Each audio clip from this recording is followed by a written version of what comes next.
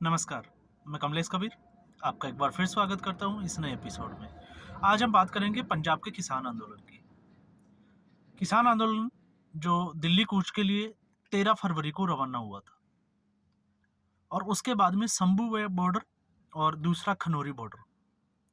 ये पंजाब से सटे हुए इलाके जो हरियाणा के बॉर्डर के साथ लगते हैं और इससे आगे हरियाणा सरकार की तैयारियों को देखते हुए दोनों ही जगह से जो है वो किसान अपने लाव लश्कर, जिसको हम ऐसा कह सकते हैं कि अपने ट्रैक्टर ट्रॉलियों के साथ बॉर्डर को टपके या बॉर्डर क्रॉस करके दूसरी तरफ जा ही नहीं पाए।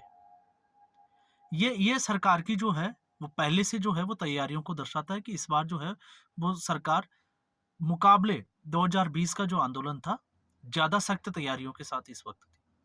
और इसकी वजह भी जो थी वो बिल्कुल सामने थी, क्योंकि 2020 में बड़ा आंदोलन हुआ, लंबे समय तक चला और उस आंदोलन के सामने प्रधानमंत्री नरेंद्र मोदी को कहीं ना कहीं जो है वो झुकना पड़ा, क्षमा भी मांगनी पड़ी और 3 जो कृषि कानून बनाए गए थे उनको वापस से विड्रॉ कर लिया गया। लेकिन उसमें जो है वो एक और चीज ऐड ऑन हो गई थी, वो थी दिल्ली में इन ट्रैक्टरों का घुसना। और 26 जनवरी को लाल किले पे जो तमाशा हुआ वो हम सब ने देखा और इस वजह से जो है इस उस आंदोलन की भी साख जो है वो कुछ, अगर हम बात करें, कुछ प्रतिशत जो है वो गिर गई थी और उसमें सिर्फ और सिर्फ जो है वो पंजाब के किसानों के ऊपर उंगली उठना शुरू हो गई थी।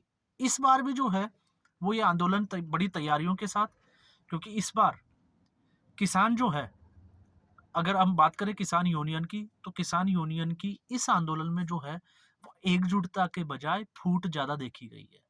क्योंकि 2020 का अगर हम किसान आंदोलन उठा के देखेंगे तो उसमें जितनी भी जो किसान की यूनियन थी, चाहे वो संयुक्त किसान मोर्चा हो, चाहे बीक्यू आपको पता होगा, चाहे चडूनी का हो, चाहे उग्रा, ऐसे सारे जो ग्रुप थे वो एक ही स्टेज पे, एक ही मंच पे जो है वो खड़े थे। लेकिन इस बार ऐसा नहीं हुआ। इस बार ये ऐसा नहीं हुआ, इसके पीछे भी जो है वो कई कारण है जिसमें हम बात कर सकते हैं। कैसे, हम इसको थोड़ा सा समझ लेते हैं। क्योंकि पहले किसान आंदोलन के बाद में कुछ जो यूनियन थी, किसान यूनियन, वो राजनीतिक तौर पे जो है वो चुनाव में जो है उन्होंने चुनाव लड़ा और इस वजह से ये अभी जो आंदोलन चल रहा है इसकी जो अगुवाई कर रहे हैं जगजीत सिंह डल्लेवाल और दूसरे सरवण सिंह पंडेर, वो लगातार ये बोल रहे हैं कि वो लोग जो थे वो राजनीतिक थे और हम अराजनीतिक है। लेकिन जब हम इस आंदोलन की बात करते हैं तो ये आंदोलन भी जो है वो अराजनीतिक हो नहीं सकता। क्यों नहीं हो सकता? अगर आंदोलन का कोई नेता अगर सीधे तौर से राजनीति से नहीं जुड़ा हुआ है, तो बैकडोर से अगर हम देखें पर्दे के पीछे, तो कहीं ना कहीं जो है वो राजनीतिक पार्टियों का हाथ इन आंदोलनों में जरूर दिखाई देता है। अब ऐसा इसलिए क्योंकि इस आंदोलन की जो पटकथा है वो कहीं ना कहीं दीपेंद्र सिंह हुड्डा और दूसरे एक किसान नेता, आपको पता होगा, मान की मुलाकात के बाद में लिखी गई। और वो सारी चीजें जो है हम एक वीडियो में उस पे चर्चा कर भी चुके हैं कि उसके बाद में दीपेंद्र हुड्डा का अमेरिका जाना, सैम पित्रोदा के साथ मीटिंग करना। और सैम पित्रोदा, आपको पता ही होगा, जॉर्ज सोरोस फंडिंग वगैरह कई मामले जो है हम बातों में सुनते भी हैं इनकी बातें। और वो फिर उसके बाद में सारी जो है वो तैयारियां करना और बड़े बड़े जो है ट्रैक्टरों को तैयार करना।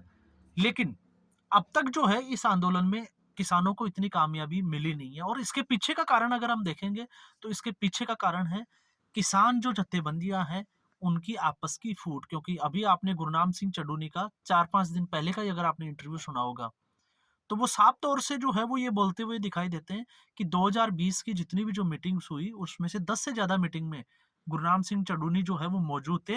लेकिन उस वक्त कहीं भी जो है वो एमएसपी मुद्दा नहीं था। तो फिर अचानक से एमएसपी मुद्दा कहां से आ गया, जो कि पॉसिबल नहीं लग रहा सरकार के तरफों से भी अगर हम देखते हैं तो।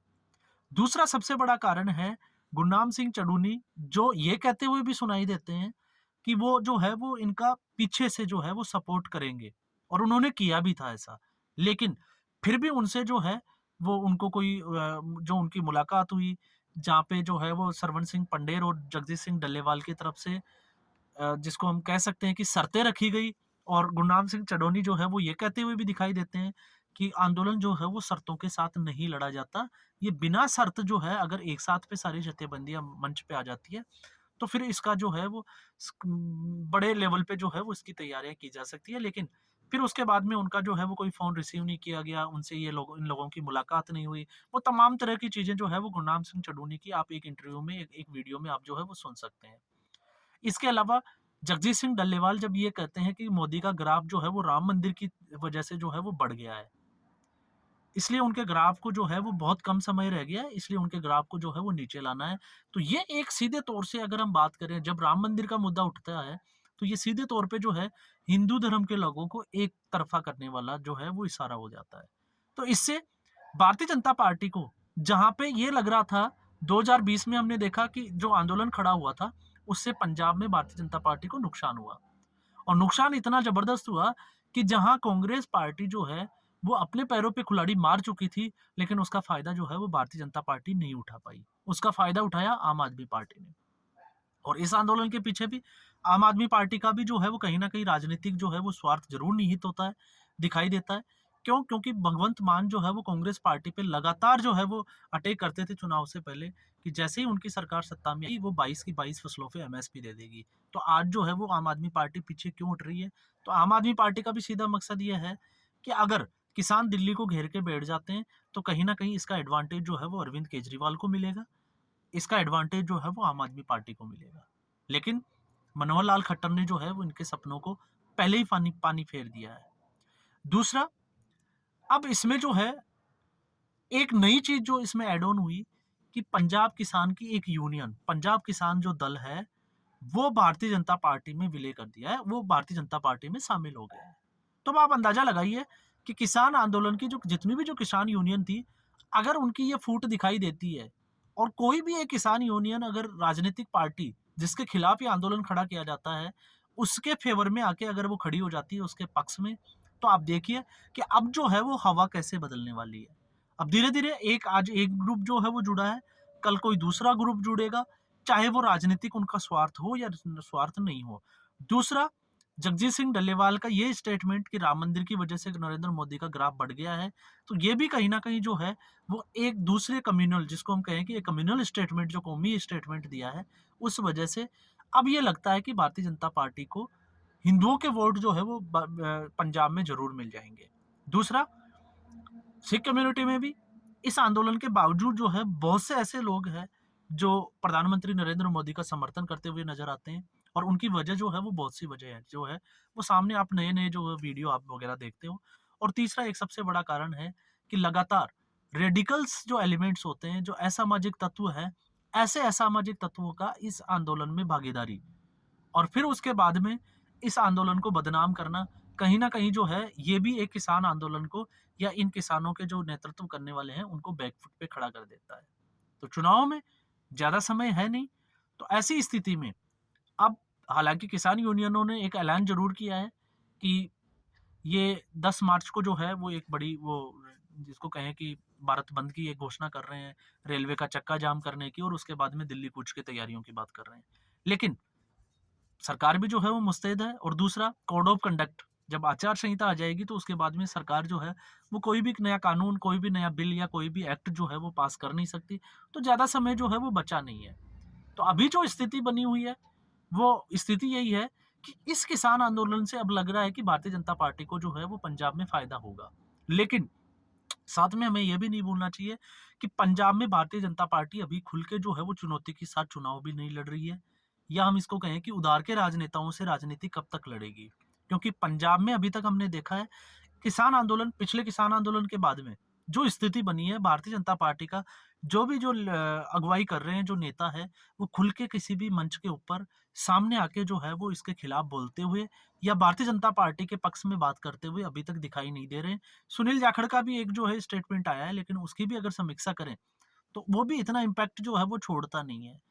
तो अब सवाल ये उठ जाता है कि भारतीय जनता पार्टी जो है, क्या उसकी पंजाब में जो है, वो पिछली जो गलतियाँ थी, चाहे वो अकाली दल के साथ चुनाव लड़ना, ज़्यादा सीटों पे चुनाव नहीं लड़ना, तो क्या वही गलती जो है वो वापस से रिपीट कर रही है?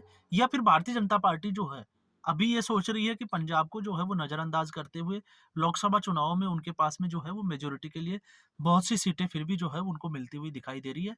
तो पंजाब पे अभी जो है वो फ़ोकस नहीं है। ये 2 स्थिति जो है वो अभी पंजाब में बनी हुई है। तो पंजाब में जहां भारतीय जनता पार्टी के लिए अभी जो है एक एज है, भारतीय जनता पार्टी चाहे तो इसका फ़ायदा उठा सकती है। किसानों के साथ जो भी यूनियन है, इनके साथ मिलकर जो है उस कि कोई भी एक हल जो है वो बातचीत के ज़रिए अगर निकाल लेती है और पंजाब के जो भारतीय जनता पार्टी के जो नेता हैं, अगर वो खुले तौर पे आके अगर ज ज लोगों से इसके लिए जो कहें कि लोगों को समझाना या लोगों से वोट माँगना या लोगों को जो आंदोलन है, एमएसपी है, तमाम तरह के मुद्दों पे अगर वो खुल के अगर जनता से अपील करते हैं, बातचीत करते हैं, तो भारतीय जनता पार्टी जो है वो आगे निकल सकती है। लेकिन फिलहाल जो है वो भारतीय जनता पार्टी के नेताओं की तरफ से ऐसा कोई देखने को मिल रहा है, पंजाब में ऐसा कुछ है नहीं। उम्मीद करूँगा आज के एपिसोड में बस इतना ही। उम्मीद करूँगा ये एपिसोड आपको पसंद आया होगा। लाइक करें, शेयर करें, चैनल ज़रूर सब्सक्राइब करें। धन्यवाद।